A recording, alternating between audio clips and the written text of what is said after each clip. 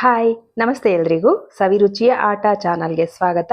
ಇವತ್ತಿನ ರೆಸಿಪಿ ಮೊಟ್ಟೆ ಕೋಳಿ ಸಾಂಬಾರು. ಇಷ್ಟು ಸುಲಭವಾಗಿ ನಾವು ಮೊಟ್ಟೆ ಕೋಳಿ ಸಾಂಬಾರು ಮಾಡ್ಕೋಬೋದಾ ಅಂತ ಅನ್ಸುತ್ತೆ. ಅಷ್ಟು ಈಸಿಯಾಗಿ ಮಾಡೋದು ಹೇಳ್ಕೊಡ್ತೀನಿ. ತುಂಬಾ ರುಚಿಯಾದಂಥ ಒಂದು ಒಳ್ಳೆ ಮೊಟ್ಟೆ ಕೋಳಿ ಸಾರನ್ನ ಹೇಗೆ ಮಾಡೋದು ಅಂತ ನೋಡ್ಕೊಳ್ಳೋಣ. ಅದಕ್ಕೂ ಮೊದಲು ಯಾರಾದರೂ ನನ್ನ ಚಾನಲ್ ಸಬ್ಸ್ಕ್ರೈಬ್ ಮಾಡಿಲ್ಲ ಅಂದರೆ ಹಾಗೆ ಸಬ್ಸ್ಕ್ರೈಬ್ ಮಾಡ್ಕೊಬಿಡಿ. ಮುದ್ದೆ ಜೊತೆ ಚಪಾತಿ ಎಲ್ಲದಕ್ಕೂ ತುಂಬಾ ಚೆನ್ನಾಗಿರುತ್ತೆ. ಮೊದಲಿಗೆ ಇಲ್ಲಿ ನಾನು ಒಂದು ಕೋಳಿ ಕಟ್ ಮಾಡಿಸ್ಕೊಂಡು ಅದು 1.25 kg ಇತ್ತು. ನೀಟಾಗಿ ಒಂದು 3-4 ಸಾರಿ ತೊಳೆದು ನೀರೆಲ್ಲ ಬಸ್ದು ಇಟ್ಕೊಂಡಿದ್ದೀನಿ. ಈ ಮೊಟ್ಟೆ ಮತ್ತು ಲಿವರ್ ಎಲ್ಲ ಏನು ಬರುತ್ತೆ ಇದು ಸಪ್ರೇಟ್ ಇಟ್ಕೊಂಡಿದ್ದೀನಿ. ಮತ್ತು ಈ ಪೀಸ್ನೆಲ್ಲ ನೋಡಿ ಈ ರೀತಿಯಾಗಿ ಕಟ್ ಮಾಡಿಸ್ಕೊಂಡು ನೀರೆಲ್ಲ ಸ್ವಲ್ಪನೂ ಕೂಡ ಇಲ್ಲದೆ ಇರೋ ಹಾಗೆ ಬಸ್ದು ಇಟ್ಕೊಂಡಿದ್ದೀನಿ. ಕಾಣಿಸ್ತಾ ಇದೆ ಅಲ್ವಾ? ಫ್ಯಾಟ್ ಸ್ವಲ್ಪ ಜಾಸ್ತಿ ಇದೆ, ಅದರಿಂದ ಇವತ್ತು ನಾವು ಎಣ್ಣೆ ಉಪಯೋಗಿಸೋದು ಬೇಡ, ಫ್ಯಾಟ್ನೇ ಹಾಕ್ಬಿಟ್ಟು ಒಗ್ಗರಣೆಗೆ ಸಾಂಬಾರು ಮಾಡ್ಕೊಳ್ಳೋಣ. ಇವಾಗ ಪೀಸ್ ಎಲ್ಲ ಸೈಡ್ಗೆ ಎತ್ತಿಟ್ಬಿಟ್ಟು ಒಂದು ಮಿಕ್ಸಿ ಜಾರ್ ಇಟ್ಕೊಂಡಿದ್ದೀನಿ. ಚಿಕ್ಕ ಜಾರ್ಗೆ ನಾವು ಒಂದು ಈರುಳ್ಳಿ ಸಿಪ್ಪೆ ತೆಗೆದು ಕಟ್ ಮಾಡಿ ಇಟ್ಕೊಂಡಿರುವಂಥ ಒಂದು ಗೆಡ್ಡೆ ಈರುಳ್ಳಿ, ಒಂದು ಗೆಡ್ಡೆ ಬಿಡಿಸಿರುವಂಥ ಬೆಳ್ಳುಳ್ಳಿ, ಮತ್ತು 2 ಹಸಿಮೆಣಸಿನ್ಕಾಯಿ, ಮತ್ತು ಒಂದು 2-3 ಇಂಚಿನಷ್ಟು ಹಸಿ ಶುಂಠಿನ ತೊಳೆದು ಕಟ್ ಮಾಡಿ ಸೇರಿಸ್ಕೊಂಡಿದ್ದೀನಿ. ಮತ್ತು ಒಂದು ಸ್ವಲ್ಪ ಪುದೀನ ಸೊಪ್ಪು, ಒಂದು 2 ಕಡ್ಡಿ ಕೊತ್ತಂಬರಿ ಸೊಪ್ಪು, ಇದನ್ನು ಕೂಡ ನೀಟಾಗಿ ತೊಳೆದು ಸೇರಿಸ್ಕೊಂಡಿದ್ದೀನಿ ಮಿಕ್ಸಿ ಜಾರ್ಗೆ. ಇದಕ್ಕೆ ಸ್ವಲ್ಪ ನೀರನ್ನು ಸೇರಿಸಿ ಈ ರೀತಿಯಾಗಿ ನುಣ್ಣಗೆ ರುಬ್ಕೋಬೇಕಾಗುತ್ತೆ. ಈ ರೀತಿ ನಾವು ನುಣ್ಣಗೆ ರುಬ್ಕೊಂಡಿರೋಂಥ ಮಸಾಲಾನ ಸೈಡ್ಗೆ ಎತ್ತಿಟ್ಕೊಂಬಿಡೋಣ. ಇವಾಗ ಸ್ಟವ್ ಹಚ್ಕೊಂಡು ಒಂದು ಕುಕ್ಕರ್ ಇಟ್ಕೊಂಡಿದ್ದೀನಿ. ಸ್ಟವ್ ಹಚ್ಕೊಂಡಾದ್ಮೇಲೆ ಕುಕ್ಕರ್ ಬಿಸಿ ಆಗಲಿ. ಬಿಸಿ ಆದ ನಂತರ ನಾವು ಎಣ್ಣೆ ಬದಲಾಗಿ ಇವತ್ತು ಏನು ಈ ಚಿಕನ್ ಜೊತೆ ಇವತ್ತು ಕೊಬ್ಬೇನಿತ್ತಲ್ವ ತೋರಿಸ್ದೆ ಅಲ್ವಾ, ಇದನ್ನ ನಾನು ಹಾಕ್ಕೊಂಡಿದ್ದೀನಿ. ಎಣ್ಣೆ ಸೇರಿಸೋದು ಬೇಡ, ಎಣ್ಣೆ ಒಂದು ಡ್ರಾಪ್ ಕೂಡ ಹಾಕೋದು ಬೇಡ. ಇದರಿಂದನೇ ನಾವು ಒಂದು 4-5 ಸೌಟಷ್ಟು ಎಣ್ಣೆನ ತೆಗೆದು ಆಚೆ ಹಾಕಬೇಕಾಗುತ್ತೆ. ಅಷ್ಟು ಎಣ್ಣೆ ಬಿಟ್ಕೊಂಡ್ಬಿಡುತ್ತೆ ನೋಡಿ. ಎಣ್ಣೆ ಎಲ್ಲ ಬಿಟ್ಕೋತು. ಇವಾಗ ನಾನು ಹಸಿ ಮಸಾಲ ಏನು ರುಬ್ಕೊಂಡೆ ಅಲ್ವಾ ಇದನ್ನು ಹಾಕ್ತಾ ಇದ್ದೀನಿ. ಹಸಿ ಮಸಾಲ ಹಾಕ್ಬಿಟ್ಟು ಚೆನ್ನಾಗಿ ಫ್ರೈ ಮಾಡ್ಕೊಳ್ಳೋಣ. ಸ್ವಲ್ಪ ಹಸಿ ವಾಸನೆ ಹೋಗೋವರೆಗೂ ಫ್ರೈ ಮಾಡ್ಕೊಳ್ಳೋಣ. ಈ ರೀತಿಯಾಗಿ ಹಸಿ ವಾಸನೆ ಹೋಗೋವರೆಗೂ ಫ್ರೈ ಮಾಡ್ಕೋಬೇಕಾಗತ್ತೆ. ಎಣ್ಣೆ ಇದೇ ಬಿಟ್ಕೊಳ್ಳುತ್ತೆ, ಮತ್ತು ಪೀಸ್ ಜೊತೆ ಎಲ್ಲ ಕೊಬ್ಬು ಜಾಸ್ತಿ ಇದೆ ಅಲ್ವಾ, ಅದರಿಂದ ಎಣ್ಣೆ ಬಿಟ್ಕೊಳ್ಳುತ್ತೆ ನೋಡಿ. ಈ ರೀತಿಯಾಗಿ ಬೆಂದ ನಂತರ ನಾವು ಒಂದು ಚಿಟಿಕೆಯಷ್ಟು ಅರಿಶಿನ ಹಾಕ್ಕೊಳ್ಳೋಣ. ಅಂದರೆ ಒಂದು 1/4 ಟೀ ಸ್ಪೂನ್ ಅಷ್ಟು ಅರಿಶಿನದ ಪುಡಿ ಹಾಕ್ಕೊಂಡು ಒಂದ್ಸರಿ ಚೆನ್ನಾಗಿ ಮಿಕ್ಸ್ ಮಾಡ್ಕೊಳ್ಳೋಣ. ಮಿಕ್ಸ್ ಮಾಡ್ಕೊಂಡೆ ಆಯಿತು. ಮತ್ತು ಹಸಿ ವಾಸನೆ ಎಲ್ಲ ಹೋಗಾದ್ಮೇಲೆ ನಾವು ಏನು ಚಿಕನ್ ತೊಳೆದಿಟ್ಕೊಂಡಿದ್ವಿ ಅಲ್ವಾ ಪೀಸು, ಇದನ್ನು ಕೂಡ ಪೂರ್ತಿಯಾಗಿ ಸೇರಿಸ್ಕೊಂಡಿದ್ದೀನಿ. ಸೇರಿಸ್ಕೊಂಡಾದ್ಮೇಲೆ ಇದಕ್ಕೆ ನಾವು ಉಪ್ಪನ್ನು ಸೇರಿಸ್ಕೊಳ್ಳೋಣ. ನಾನು ಇವಾಗ ಸಾಂಬಾರಿಗೂ ಎಷ್ಟು ಬೇಕೋ ಅಷ್ಟು ಉಪ್ಪನ್ನು ಹಾಕ್ಕೊಂಡಿದ್ದೀನಿ. ಎಷ್ಟು ಸಾಂಬಾರು ಮಾಡ್ಕೊತೀನಿ ಅಂತ ನನಗೆ ಗೊತ್ತಾಗುತ್ತಲ್ವಾ, ನೀವು ಸ್ವಲ್ಪ ಉಪ್ಪು ಹಾಕ್ಕೊಂಡು ಆಮೇಲೆ ಕೂಡ ಉಪ್ಪನ್ನು ಸೇರಿಸ್ಕೋಬೋದು. ನಾನಿಲ್ಲಿ ಒಟ್ಟಿಗೆ ಉಪ್ಪನ್ನು ಹಾಕ್ಕೊಂಡಿದ್ದೀನಿ. ಬೇಕಂದರೆ ಕಡೆನಲ್ಲೂ ಸೇರಿಸ್ಕೋಬೋದು. ಅಂತ ಜಾಸ್ತಿ ಹಾಕೋದು ಬೇಡ, ನೋಡ್ಕೊಂಡು ಉಪ್ಪನ್ನು ಹಾಕ್ಕೊಳ್ಳಿ. ರುಚಿಗೆ ಎಷ್ಟು ಬೇಕೋ ಅಷ್ಟನ್ನು ಉಪ್ಪು ಹಾಕಿದ್ಮೇಲೆ ಒಂದ್ಸರಿ ಚೆನ್ನಾಗಿ ಈ ರೀತಿಯಾಗಿ ಮಿಕ್ಸ್ ಮಾಡಿಬಿಡೋಣ. ಮಿಕ್ಸ್ ಮಾಡಿ ನಂತರ ನಾವು ಇದನ್ನು ಒಂದು ಪ್ಲೇಟ್ ಮುಚ್ಚಿ ಇಟ್ಬಿಡೋಣ. ಇದ್ರ ಪಾಡಿಗೆ ಬೇಯ್ತಾ ಇರಲಿ. ಮಧ್ಯದಲ್ಲಿ ನಾವು ತೆಗೆದು ತಿರುಗಿಸ್ಕೊತಾ ಇರ್ಬೋದು. ಇದು ಚೆನ್ನಾಗಿ ನೀರು ಬಿಟ್ಕೋಬೇಕು, ಮತ್ತು ನೀರೆಲ್ಲ ಡ್ರೈ ಆಗಬೇಕು ನಮಗೆ. ಆವಾಗ ಚಿಕನ್ ತಿನ್ನೋದಕ್ಕೆ ಚೆನ್ನಾಗಿರುತ್ತೆ. ಇಲ್ಲಾಂದರೆ ಹಸಿ ವಾಸನೆ ಥರ ಇರುತ್ತೆ ಏನೇ ಬೇಯಿಸಿದ್ರು.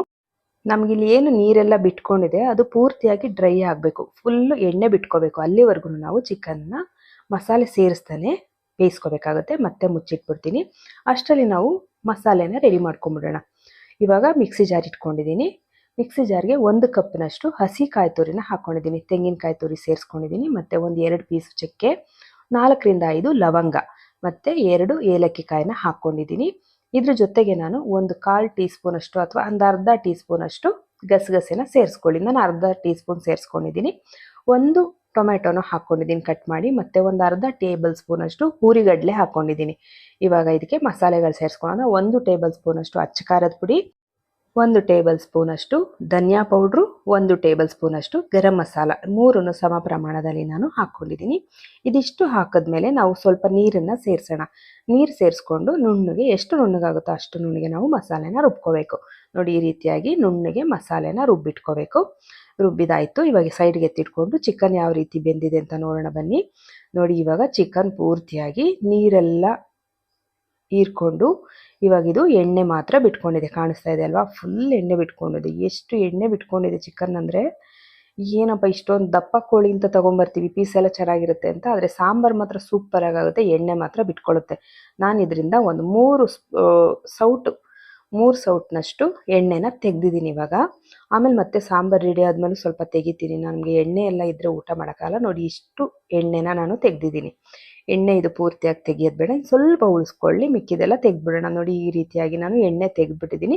ನಿಮ್ಗೆ ಇಷ್ಟ ಆಗುತ್ತೆ ಅಂದರೆ ಎಣ್ಣೆಯನ್ನು ತೆಗಿಬೇಡಿ, ಹಾಗೆ ಮಾಡ್ಕೊಳ್ಳಿ. ನನಗೆ ಎಣ್ಣೆ ತುಂಬ ಇದ್ರೆ ಇಷ್ಟ ಆಗಲ್ಲ, ಅದರಿಂದ ತೆಗೆದಿದ್ದೀನಿ. ನಿಮ್ಗೆ ಹೆಂಗೆ ಅನುಕೂಲ ಆಗುತ್ತೋ ಹಾಗೆ. ಇವಾಗ ಚೆನ್ನಾಗಿ ನೀರೆಲ್ಲ ಡ್ರೈ ಆಗಿದೆ ಅಲ್ವಾ, ಎಣ್ಣೆ ಮಾತ್ರ ಬಿಟ್ಕೊಂಡಿರೋದು. ಅದರಿಂದ ನಾವಿವಾಗ ಮಸಾಲೆ ಏನು ರುಬ್ಕೊಂಡ್ವಿ ಇದನ್ನು ಪೂರ್ತಿಯಾಗಿ ಸೇರಿಸ್ಕೊಂಡ್ಬಿಡೋಣ. ಮಸಾಲೆ ಎಲ್ಲ ಸೇರಿಸ್ಕೊಂಡಾದ್ಮೇಲೆ ಒಂದ್ಸಲಿ ಚೆನ್ನಾಗಿ ಮಿಕ್ಸ್ ಮಾಡ್ಕೊಳ್ಳೋಣ. ಈ ರೀತಿಯಾಗಿ ಚೆನ್ನಾಗಿ ಪೀಸ್ಗೆ ಮಿಕ್ಸ್ ಮಾಡ್ಕೊಂಡಾದ್ಮೇಲೆ ನೋಡಿ, ಈ ರೀತಿಯಾಗಿ ಚೆನ್ನಾಗಿ ಮಿಕ್ಸ್ ಮಾಡ್ಕೋಬೇಕು. ಮಿಕ್ಸ್ ಮಾಡ್ಕೊಂಡಿದ್ದಾದ್ಮೇಲೆ ನಾವು ನೀರನ್ನು, ನಮಗೆ ಸಾರಿಗೆ ಎಷ್ಟು ನೀರು ಬೇಕೋ ಅಷ್ಟನ್ನು ನಾವು ಹಾಕ್ಕೊಳ್ಳೋಣ. ನಾನು ಮಿಕ್ಸಿ ಜಾರ್ಗೆ ಸ್ವಲ್ಪ ನೀರನ್ನು ಸೇರಿಸಿ ಹಾಕ್ಕೊಂಡಿದ್ದೀನಿ. ಮತ್ತು ಹಸಿ ಮಸಾಲ ರುಬ್ಕೊಂಡಿದ್ನಲ್ವ, ಹಸಿರು ಮಸಾಲ, ಅದಕ್ಕೂ ಸ್ವಲ್ಪ ಮಿಕ್ಸಿ ಜಾರ್ಗೆ ಸ್ವಲ್ಪ ನೀರು ಸೇರಿಸ್ಕೊಂಡು ಹಾಕ್ಕೊಂಡಿದ್ದೀನಿ. ಚಿಕನ್ ಲೆವೆಲ್ಗೆ, ಅಂದರೆ ಚಿಕನ್ ಎಷ್ಟಿರುತ್ತೆ ಅದ್ರ ಮೇಲೆ ಒಂದು ಇಂಚಷ್ಟು ಸಾರಾದರೆ ಸಾಕು. ಚೆನ್ನಾಗಾಗುತ್ತೆ ಸಾರು, ತುಂಬ ತೆಳ್ಳಗೆಲ್ಲ ಮಾಡ್ಕೋಬಾರ್ದು. ನೋಡಿ, ಈ ರೀತಿಯಾಗಿ ಆದಮೇಲೆ ನಾನು ಉಪ್ಪು ಕರೆಕ್ಟಾಗಿದೆಯಾ ಅಂತ ನೋಡಿಕೊಂಡೆ. ನಿಮಗೆ ಉಪ್ಪು ಬೇಕಂದರೆ ನೀವು ಹಾಕ್ಕೊಳ್ಳಿ. ನಾನು ಸ್ವಲ್ಪ ಜಾಸ್ತಿನೇ ಉಪ್ಪು ಹಾಕಿದೆ ಅಲ್ವಾ, ಕರೆಕ್ಟಾಗಿದೆ ನನಗೆ ಇವಾಗ ಸಾಂಬಾರಿಗೆ. ಅದರಿಂದ ನಾನು ಮತ್ತೆ ಉಪ್ಪನ್ನು ಸೇರಿಸ್ತಾ ಇಲ್ಲ. ಇವಾಗ ನಾವೇನು ಮೊಟ್ಟೆ ಗುದಿ ಮತ್ತು ಲಿವರ್ ಎಲ್ಲ ಎತ್ತಿಟ್ಕೊಂಡಿದ್ವಿ ಇದನ್ನು ಕೂಡ ನಾನು ಹಾಕ್ಕೊಂಬಿಟ್ಟಿದ್ದೀನಿ. ಮೊಟ್ಟೆ ಗುದಿ ಅಂದರೆ ಮೊಟ್ಟೆ ಚೀಲ ಅಂತ ನಮ್ಮ ಭಾಷೆನಲ್ಲಿ. ಇವಾಗ ನಾನು ಇದೆಲ್ಲದನ್ನು ಸೇರಿಸಿ ಕುಕ್ಕರ್ ಮುಚ್ಚಿಬಿಟ್ಟು ಒಂದು ವಿಷಲ್ ಬರೋವರೆಗೂ ಹೈ ಫ್ಲೇಮ್ ಇಟ್ಕೋತೀನಿ. ಆಮೇಲೆ ಒಂದು 3 ವಿಷಲ್ ನಾನು ಲೋ ಫ್ಲೇಮಲ್ಲಿ ಬೇಯಿಸ್ಕೊತೀನಿ. ಆವಾಗ ಚೆನ್ನಾಗಿ ಚಿಕನ್ ಬೇಯುತ್ತೆ. ಲೋ ಫ್ಲೇಮಲ್ಲಿ ಬೇಯಿಸ್ಕೊಳ್ಳಿಲ್ಲ ಅಂದರೆ ಒಂದು 10 ವಿಷಲ್ ಬರ್ಸ್ಬೇಕಾಗುತ್ತೆ. ಇವಾಗ ನೋಡಿ, ನನಗೆ ಎಣ್ಣೆ ಎಷ್ಟು ತೆಗೆದಿದ್ದೀನಿ ಅಂತ ತೋರಿಸ್ತಾ ಇದ್ದೀನಿ. 3 ಸೌಟು ಎಣ್ಣೆ ತೆಗೆದಿದ್ದೀನಿ ನಾನು. ಅದರಲ್ಲೂ ಅಷ್ಟು ಎಣ್ಣೆ ಬಿಟ್ಕೋತಾ ಇದೆ. 3 ಸೌಟು ಎಣ್ಣೆ ತೆಗೆದಿದ್ದೀನಿ. ನೀರು ಥರ ಕಾಣುತ್ತೆ ಹಸಿ ಮಸಾಲ ಇರೋದಕ್ಕೆ, ಆದರೆ ಇದೆಲ್ಲ ಪೂರ್ತಿಯಾಗಿ ಎಣ್ಣೆನೇ. ಇವಾಗ ನಾನು 4 ವಿಷಲ್ ಬರ್ಸ್ಕೊಂಡು ಕುಕ್ಕರ್ ಮುಚ್ಚಳ ತೆಗಿತಾ ಇದ್ದೀನಿ. 4 ವಿಷಲ್ ಅಂದರೆ 1 ವಿಷಲ್ಲು ಬರೋವರೆಗೂ ಹೈ ಫ್ಲೇಮಲ್ಲಿ ಇಟ್ಕೊಂಡು ಇನ್ನು 3 ವಿಷಲ್ ಲೋ ಫ್ಲೇಮಲ್ಲಿ ಬರ್ಸ್ಕೊಂಡಿರೋದ್ರಿಂದ ಚಿಕನ್ ಕರೆಕ್ಟಾಗಿ ಬೆಂದಿರುತ್ತೆ. ನೀವು ಲೋ ಫ್ಲೇಮಲ್ಲಿ ಬೇಯಿಸೋದಕ್ಕೆ ಟೈಮ್ ಇಲ್ಲ ಅಂತ ಹೇಳಿದ್ರೆ ಒಂದು 10 ವಿಷಲ್ ಕೂಗಿಸಿ.